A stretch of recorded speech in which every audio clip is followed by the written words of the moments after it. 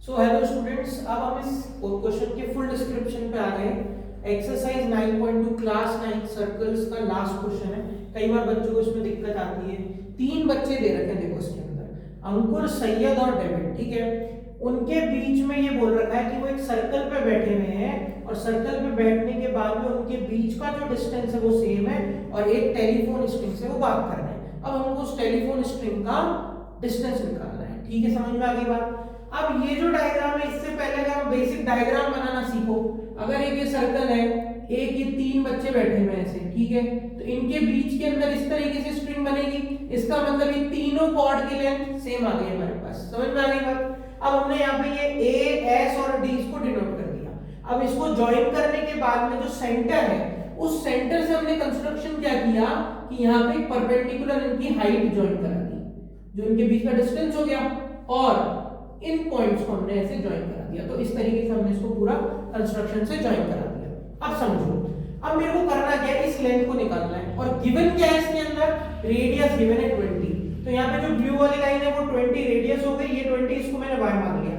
इस क्वेश्चन को करने का क्या तरीका देखो, इसमें मैंने क्या किया कि यहाँ पे मैंने दो ट्रायंगल लिए, ओ आर डी, ये वाला छोटे वाला और इसी में ये बड़े वाला ए आर डी, ठीक है। जब मैंने ओ आर डी लिया तो देखो इस तरीके का ट्रायंगल बना। इस ट्रायंगल में हाइपोटेनस मेरी 20 हो गई, ये परपेंडिकुलर y हो गया जो मैंने y ले रखा है, और ये हो गया मेरा x। अब इसमें एक चीज और देखो, इसका पहले इसमें ये तीनों डिस्टेंस सेम है।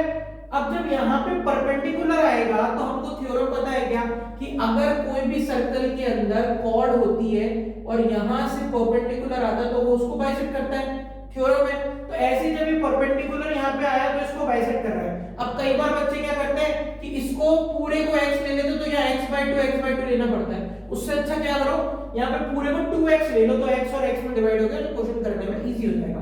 अब क्या करा, यहाँ पे x और x में डिवाइड कर दिया। अब एक बार ये वाला फिगर लिया, इसमें देखो x 20 और y, यहाँ पे मैंने पाइथागोरस थ्योरम लगा दी, हाइपोटेनस का square equals to perpendicular square plus base का स्क्वायर। यहाँ पे वैल्यूज पुट करी, यहाँ पे 20 का स्क्वायर इक्वल्स टू x का स्क्वायर प्लस y स्क्वायर, यहाँ से y स्क्वायर की वैल्यू क्या आ रही है 400 माइनस x स्क्वायर, y उधर जाके अंडर रूट में हो जाएगा तो under root 400 minus x square, ये वाली वैल्यू आ गई। अब आ जाओ सेकंड कौन सा ट्रायंगल लिया, ये पूरे बड़े वाला ए आर डी। वहां पे क्या लगेगा, ये जो पूरी की पूरी हाइट है ये मैं बोल सकता हूं कि ये वाली तो 20 और ये वाली y, तो देखो यहाँ पे 20 प्लस y लेंगे। ये पूरा क्या है 2x, हाइपोटेनस 2x होगा, x हो गया।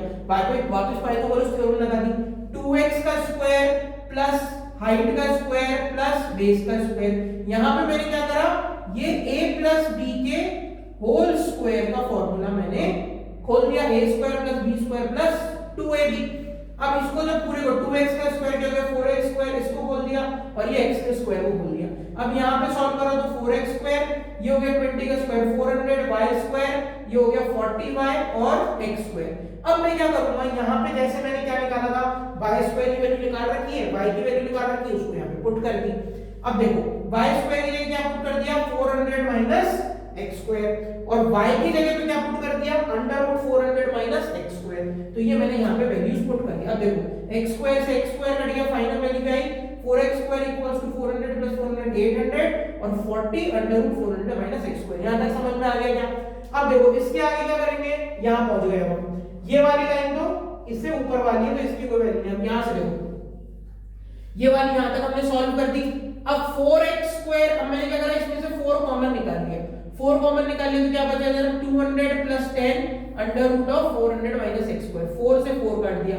अब क्या वैल्यू आई मेरे पास x square equals to 200 plus 10 under root 400 minus x square. अब देखो 200 को इधर ले गया तो बची गया इधर 10 under root 400 minus x square. अब क्या करूंगा, स्क्वायरिंग बोथ साइड कर दी। स्क्वायरिंग बोथ साइड करी तो क्या हुआ, यहाँ पे a माइनस b के होल स्क्वायर का फॉर्मूला लगाया और इधर इस पूरे का स्क्वायर कर दिया। यहाँ पे a माइनस b के होल स्क्वायर का फॉर्मूला लगाया तो क्या आया a square plus b square minus 2ab, वो यहाँ पे पुट कर दिया a स्क्वायर और 200 हो गया b स्क्वायर और minus 2 into a into b, a क्या है x स्क्वायर, b क्या है 200।